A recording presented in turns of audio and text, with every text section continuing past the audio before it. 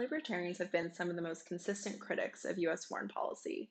For decades, they've been critical of U.S. intervention and U.S. imperialism abroad.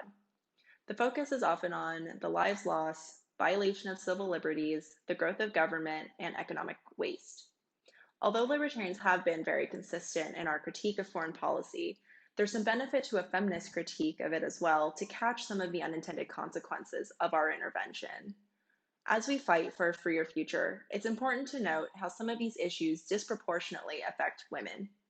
As an example, I want to highlight the issue of Amerasians in the Philippines who have been left behind by the United States.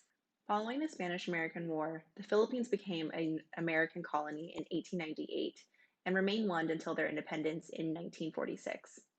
Once the Philippines gained their independence, they remained a strong ally to the United States with established military bases in the country until 1992.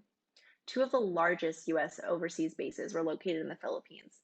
These were Subic Bay Naval Base and Clark Air Base, which are both located in the northern island of Luzon. The U.S. had a presence all over Southeast Asia in the 20th century. As a result, there were many children born of American military men and local women. These children came to be known as Amerasians, and this term most popularly comes to mind when one thinks about children of the Vietnam War. Military Amerasians are defined as offspring of U.S. troops, federal civilian government personnel, or private military contractors. In the Philippines, these children are from a mix of circumstances. Some were born out of relationships and separated when the U.S. military imposed difficult sanctions on trying to marry a foreign wife. Others were born to sex worker mothers, known as entertainers around the U.S. military bases. These children were sometimes abandoned by their mothers, who were unable to provide for them once the bases closed in '92. With the closure of the bases, an estimated 50,000 Amerasians were left behind in the Philippines by the U.S. military. Children born out of wedlock to U.S. citizen fathers are eligible for U.S. citizenship. However, their father must claim their paternity before they turn 18.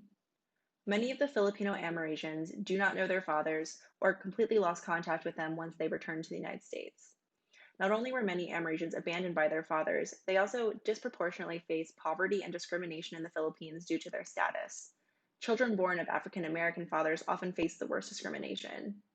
This majority Catholic country stigmatized illegitimate children and would call them names such as Inawang na Barko or left by the ship. The Amerasian Homecoming Act and the lack of response by the closure of the bases shows that the U.S. has not acknowledged responsibility for their role in the lives of Filipino Amerasians. In addition to children having American paternity, the U.S. Navy supported sex work in the Philippines.